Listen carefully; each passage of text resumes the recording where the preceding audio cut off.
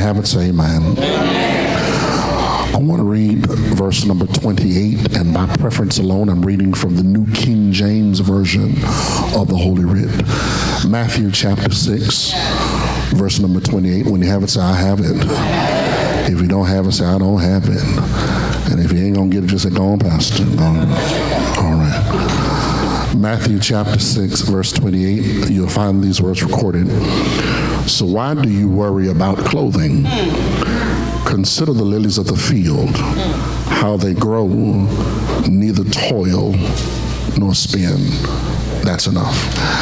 I want to preach this passage simply as consider the lilies. Consider the lilies. You may be seated in the presence of the Lord.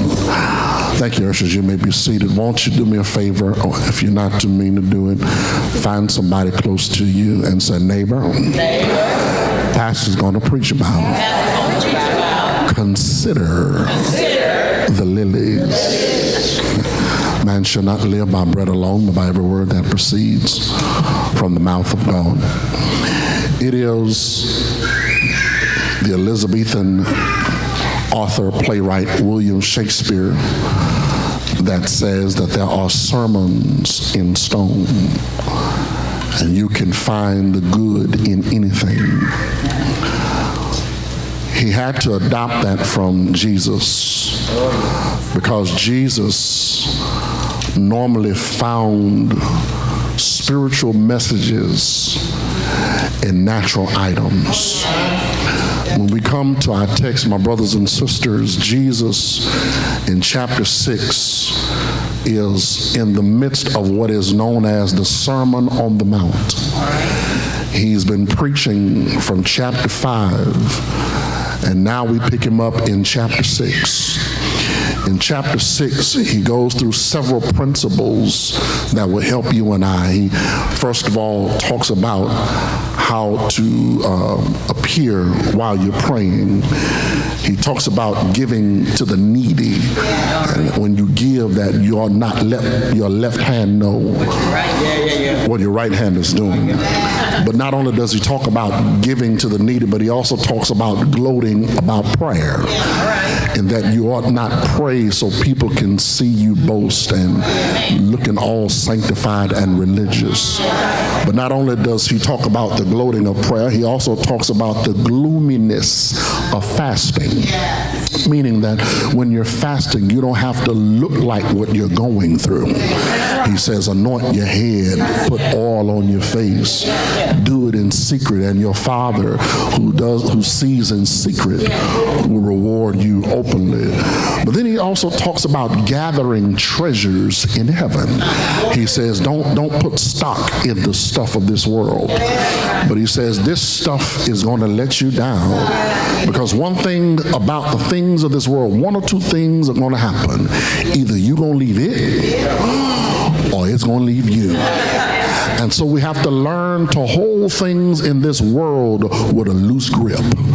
Because sooner or later we're going to have to say, just like Job said, the Lord giveth and the Lord taketh away. Blessed be the name of the Lord. So by the end of chapter 6, my brothers and sisters, he now tells us not to be over anxious or not to worry so much. Because the biggest sin for many of us is not cussing, it's not fornication, it's not lying, it's not even being messy. Some of us, our biggest sin is we worry too much. We worry about how much money we have, how much money we don't have. We worry about how many friends we have, how many enemies we have. We're worried about, did we eat the right thing yesterday? What we're going to eat when we get out of church? What we're going to eat tomorrow? We're worried about, am I overweight? Am I underweight? Is this girdle too tight? Is this spanks too loose? We worry about the wrong thing. Is my hair the right color? Is my wig on straight? Do they see my shoes? We worried about the wrong thing. Is there enough gas in my car? Did I leave the lights on at the house? Did I leave the oven on at the house? We worried about so much. A project we left at the job. And the bad part about it is nobody is concerned about it but us.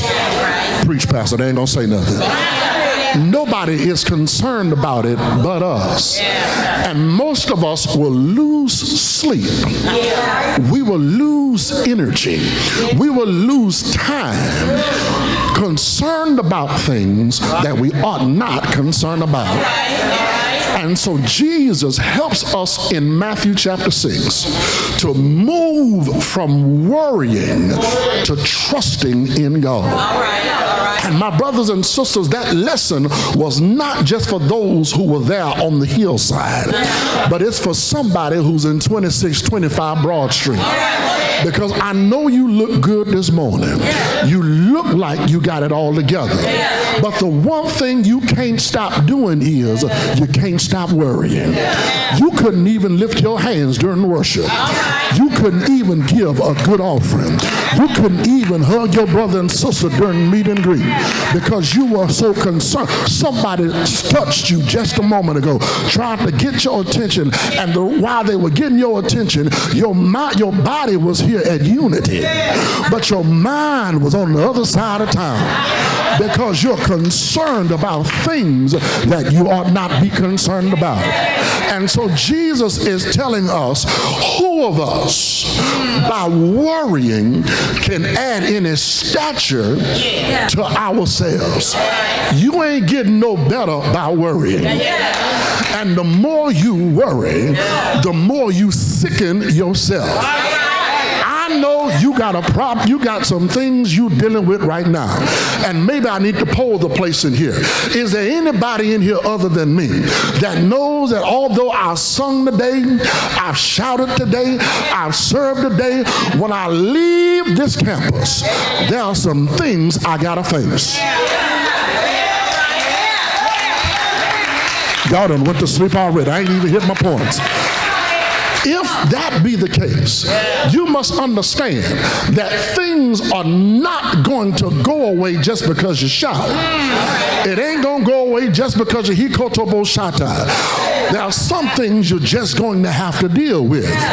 But the thing is not to worry about it, but trust God that if He's guiding your feet and holding your hand, the steps of a good man are ordered by God. And so my brothers and sisters, he says, you got to look at the birds of the field. He's taking care of them. And so if he's taking care of the birds of the field, he's also taking care of you. And now he moves from something that is animate to something that's inanimate.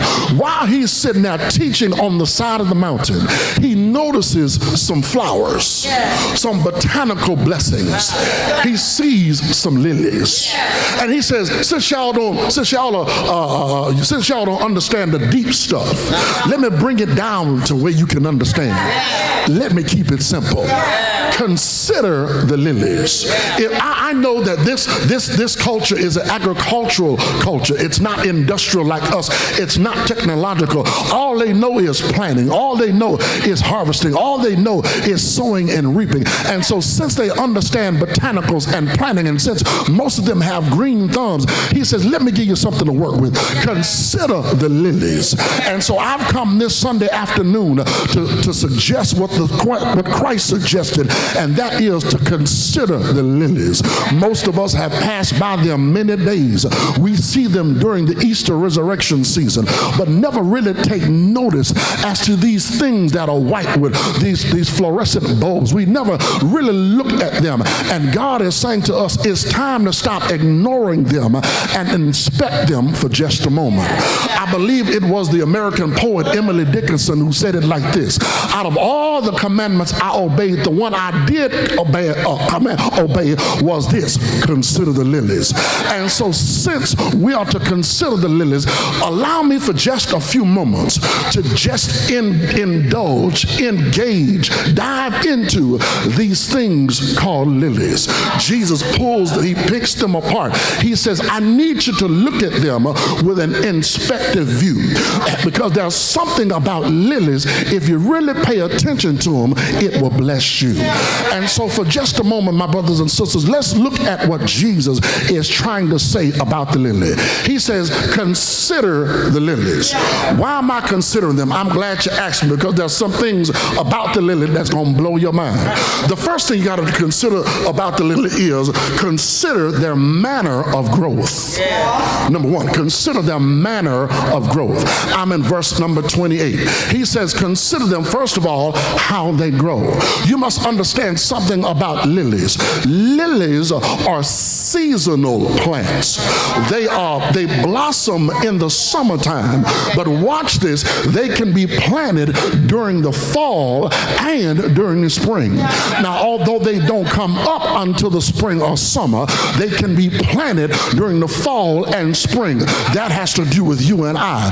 God plants us at different seasons, but we're not going to come forth until the right season. And sometimes God puts you in a place and you think that God is going to automatically cause you to sprout up and burst. You think that God is going to instantaneously cause you to reap and to be blessed and to manifest. But I'm talking to three of us in here that God planted me last year, and I'm still not seeing the harvest. I'm still not seeing the breakthrough. You got to understand, although it was your season to be planted, it was not your season to blossom. But watch this, just because it's not your season to blossom don't mean your blossoming season is not going to come. Have you ever heard of the term called late bloomers?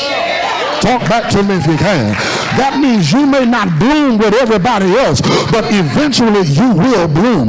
You may not get blessed with everybody else, but you will get blessed.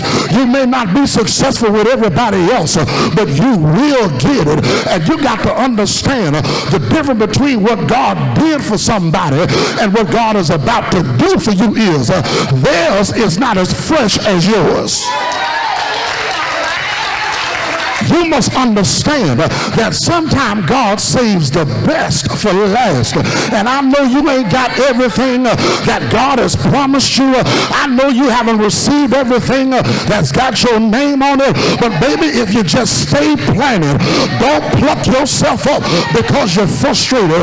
Don't move because things are not going the way you want them to. You got to remember, it's God that planted you.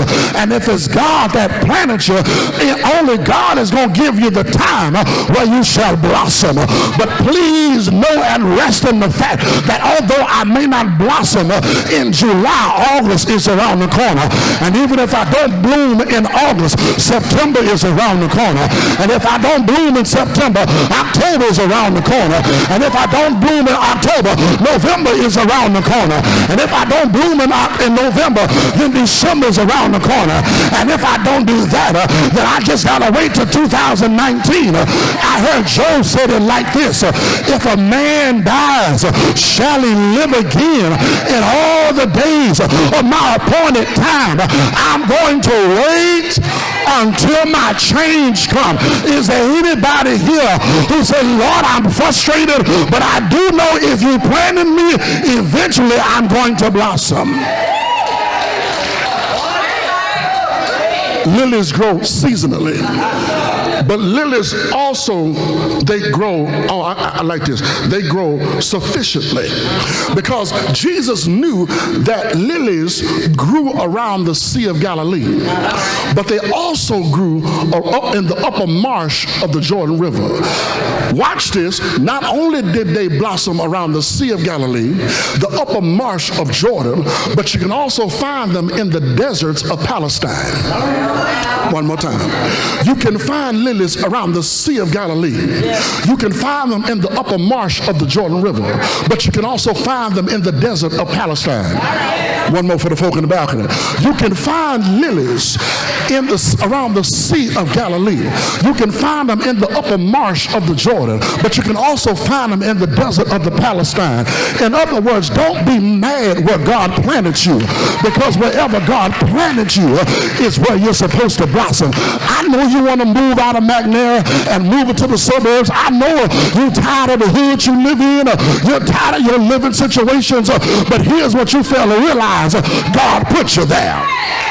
And if God put you there, you ain't going to leave until it's time for him to move you. I know you're tired of the job you're in. I know you're tired of the situation you're in. But until God says it's time for you to blossom, you're going to stay right where you are. But here's what I've learned to do. I try not to use my children, but I'm going to use it like this. My youngest son, Josiah, no matter what we do to punish this boy, this boy makes the best of a bad situation. We didn't put this boy in a corner to look in the wall. This boy had concocted a song while he's sitting in the corner. And while I'm watching my son, the Lord started speaking to me that if he's in trouble and making the best of a bad situation, it doesn't matter what the Lord puts you in. You got to learn to count it all joy because God put you there. Lilies grow seasonally. Lilies grow sufficiently. But number 3, lilies grow significantly. You got to understand that some lilies are planted by human hands, and then some are planted by heavenly hands, which means some things are artificial and then some are supernatural. Don't be mad at God when God has his hand on you, because if God has his hand on you, that means other folk don't. Tori, I don't think they heard what I just said. Let me try it again. If God's got his hand on you, that means other folk don't. And I'd rather be in God's hand than to be in everybody else's hand, because folk can throw me out of their hands. But as long as I'm in God's hands, Jesus said, he who I hold in my hand, no one can in no wise. I need somebody here who can thank God. It hurts, but I'm still in his hands. It don't feel good, but I'm in his hands. I don't like it, but I'm in his hands. I don't understand it, but I'm in his hands. And if I keep staying in his hands, he's going to eventually show me why I'm in his hands. John, they used to sing a song back in the day. They don't sing it no more. This and that. No matter the problem, I know that he can solve them. Put it all. Y'all ain't never sung that song? This and that. Y'all know the choir that Richard got happy right there. This and that. You know the choir. This and that. I put it all. And that's what you need to do on this Sunday afternoon. I don't know what you're dealing with. I don't know the storm you're going through. But the Lord said, put it all in his hand. As long as God got his hands on it, he's doing something with it. You missed your shout too. Let me try it again. As long as God's got it in his hand, he's doing something with it. And I'd rather be in God's hands knowing that he's up to something than hide in his hands not knowing where I'm going. Consider the lily. Consider their manner of growth. They grow seasonally. They grow specifically. But not only consider their manner of growth, but number 2, you got to consider their meagerness of grinding. Number 2, their meagerness of grinding. Hold it right there, Tori, for just a moment. You got to understand. I'm still in verse 28, y'all, because Jesus says, look at the lilies of the field. Consider them. They consider how they grow, but also look at they don't toil or spin, which means that they like Tommy from Martin. They ain't got no job. Y'all looking super deep this morning. You got to understand that because they've been planted, there is no weariness from securing provision. In other words, they don't have to look for provision. They don't have to go punch a clock. They don't have to go get a 9 to 5. All they know is, if I just stand here, my provision is going to be made. I'm talking to somebody right now. I just told you that the good thing is we need to be in God's hands. The problem with that is we want to put our hands in something God got his hand on. And you better ask Abraham about that. If when you try to put your hand in something that God got his hand on, you'll mess it up every time. But God said, get your hand out of my miracle. Get your hand out of my plan. Get your hand out of my process and understand that I can do with it what you can never do with it. They have no job. They don't labor. Watch that word toil. That word toil. It literally means to be fatigued from working. And most of us, we are tired because we're trying to make something happen. And the frustrating thing is, ain't nothing happening. And the problem is, you trying to play God. The one thing I found out is I can't be God because I have enough problems trying to keep myself straight. Well, are y'all hearing what I'm saying? God is saying to you and I, take your hand off of it and just sit there and watch me do what I do best. I'm preaching to somebody in here. You're trying to figure out what to do with your child. You're trying to figure out what to do with your career. You're trying to figure out what to do with your ministry. God says, sit there and watch me do what I do best because I got a track record for doing what I do. I'm God, and I'm God all by myself. There's no weariness from securing provision, but also there's no wanting to shape a plan. Lilies don't have to come up with a hustle. Okay, y'all trying to figure out where I'm going. It's in that word spin. That word spin literally means to be self-creative. It means when you have to be a seamster or somebody who knows what a weaver's beam is. You spin to make your own clothing. In other words, you are your own entrepreneur. And God is saying you don't have to create your own hustle. Because when you try to do it yourself, you'll find out you can't do it yourself. Because we're living under that law of self-preservation. But watch this. The truth be told is we can't keep ourselves. I need somebody to help me preach this. If you think you're keeping yourself, hold your breath right now and see what happened to you. But I serve somebody that when I can't hold myself, when I can't keep myself, when I can't manage myself, there's somebody that's keeping me, and they're not just keeping me, they're keeping me in perfect peace. Because sometimes I don't know when to lay myself down to go to sleep. Sometimes I don't know when to wake up. But I serve somebody that when I don't go to sleep, he'll rock me. Talk back to me if you can. In the cradle of his arm. And when I sleep too long, he'll touch me, as the old mother said, with the finger of love. And my eyes will pop open to see a brand new. Is there anybody here that knows you serve somebody that keeps you even when you can't keep yourself?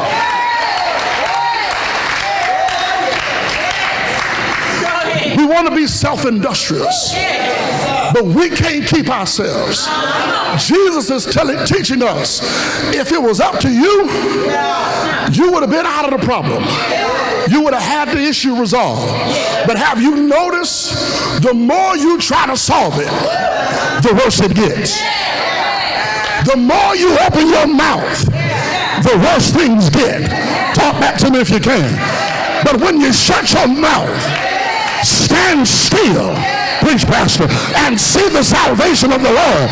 You'll be able to tell somebody, how did you make it through? How did you come over? You'll tell them, I couldn't do it by myself. But if it had not been for the Lord on my side, you can't do it by yourself. Now, please don't misunderstand this, because Jesus is not telling us to quit our job and be without employment. Paul can verify that in 1 Thessalonians chapter 3 verse 20. He says something like this. He's been teaching them that if a man don't work, you read that scripture, haven't you? And I don't know about y'all, but this fella right here likes to eat. Y'all ain't got to say amen. I'll say amen for myself. And since I like to eat, I got to do what I need to do in order to eat. But Jesus is saying, don't try to get so much of don't worry about the things you're going through that you got to hustle just to make ends meet. Because life has a funny way of moving one of the ends. Life has a way of teaching you that when you used to robbing Peter to pay Paul, now you got to pay Peter and Paul. Are y'all hear what I'm saying? God is saying you can't trust in your hustle. You can't trust in your skill. You can't trust in your wit. But Solomon, what should I do? Solomon said, when you get to unity, tell them, trust in the Lord with all that heart and lean not to your own understanding. But what should you do, Solomon? In all your ways. And I need somebody here who can say, Lord, I don't know what to do tomorrow. I don't know what to do when I get home. I don't know what to do this week. But I trust you that if you kept me last week, you're going to do something for me this week.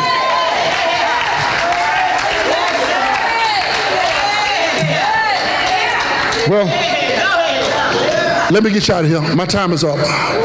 But can I give you one more thing?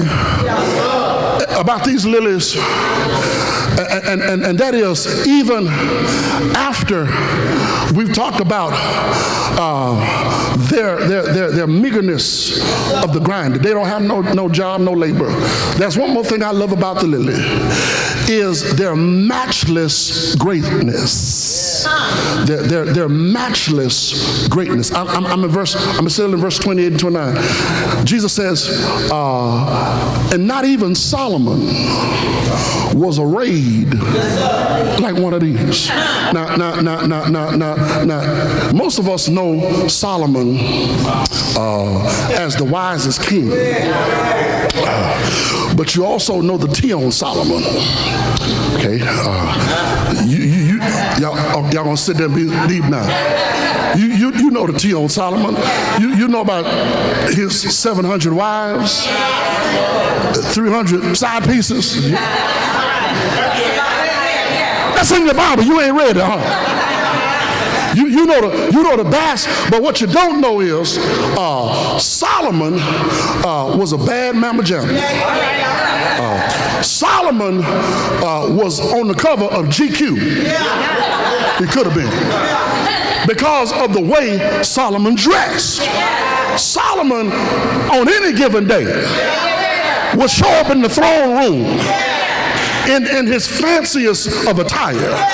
You know, with his Armanis and you know, Versace's, and I used to say Givenchy. I'm sorry, you know, I'm learning these names. You know, he didn't shop at Fowler's Paredes. No, he didn't go to Walmart. You know, Target. You know. No, he went to Saks with the black card. See, if you don't know what a black card is, you can't say amen right there.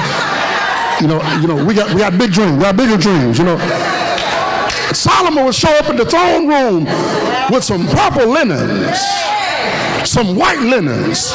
Like, who gonna check me? I'm Solomon. I'm big. I'm bad. I know who I am. Solomon had swag, and Jesus says, if you think Solomon had swag, what do you think he gonna do for you? Y'all ain't talking back to me here. The Lord said, if I make the lilies show up with swag, what you think I'm going to do for you? That word array, it literally means to invest in. It means to clothe. Watch this, it's twofold. It means to close and clothe. Close and clothe. Array means to close and clothe. What does that have to do with the price of tea in China? That's why I like preaching here. You're asking all the right questions. In order to be closed, I said it before, that a lily doesn't just pop up in blossom form. It has to be closed for a season. And some of us are mad at God because we are in a closed season. Watch this, because ain't nothing coming out. Here's your shout cue, but can't nothing get in either. That means God is protecting you until you blossom. God is holding you until your due season. You mad because you want to be big and bad and go in the world. And God is saying, child, I got you shut up because I'm protecting you from some stuff. And I know we shout off the stuff that we can see God protecting us from. But I'm shouting off the stuff that I don't even know He protected me from. You think you were just late to work just to be late to work. What you didn't understand was there was an accident on I-10 and it was supposed to be you, and God had to protect you. Is there anybody here who can say, God, thank you for closing some stuff?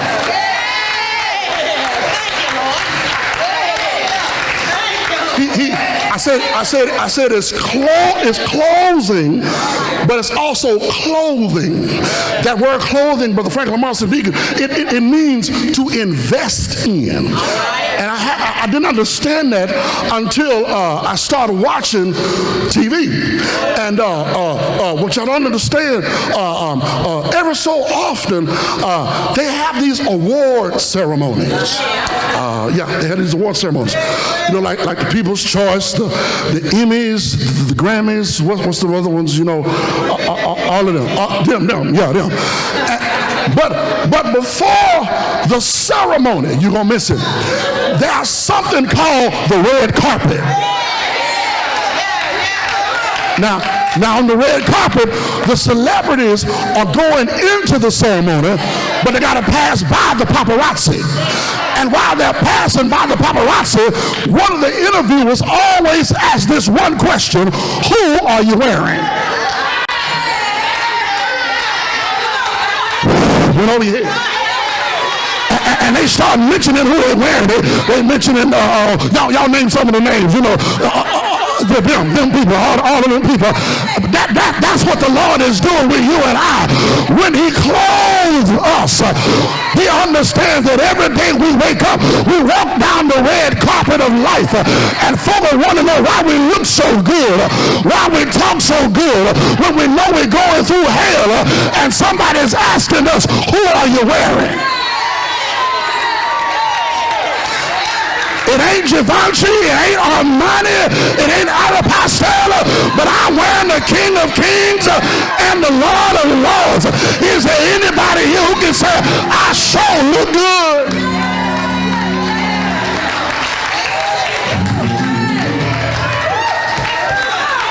Ask your neighbor, say, who are you wearing? Who are you wearing? I don't know about you, but I'm wearing the King of Kings. I'm wearing the Lord of Lords. I'm wearing Jehovah Jireh.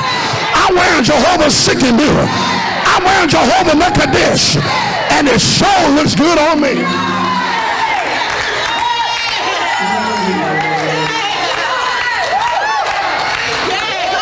Look. So, I got to get out of here, y'all. And so, Jesus is saying, the reason why I got you is because when you walk out in life, you're not going to represent yourself. You represent me. And so I got to make you look good, even when you feel bad. I got to make you look good, even when you sound bad. I got to make you look good, even when they're talking about you. And so don't be mad when you're going through a storm. Don't be mad when you're going through a trial. It's just God putting clothes on you. It's just God dressing you up.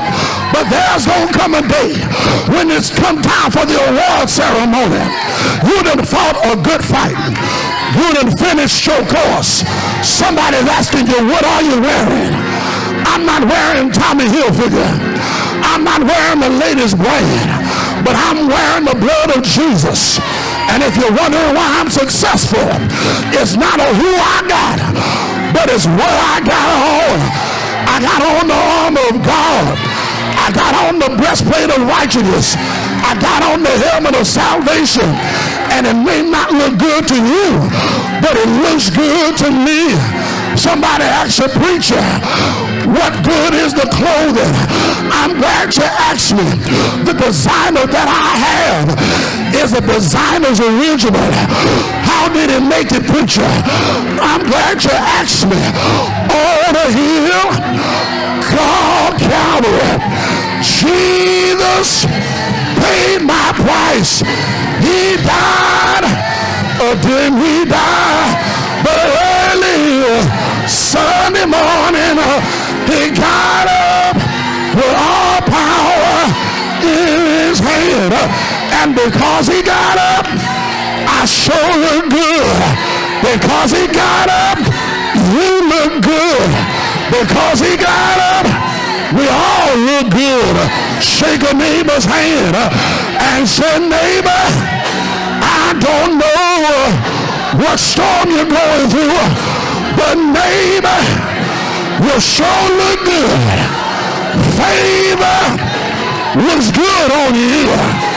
Deliverance looks good on you. Prosperity looks good on you. Salvation looks good on you. Ain't he all right? Ain't he all right?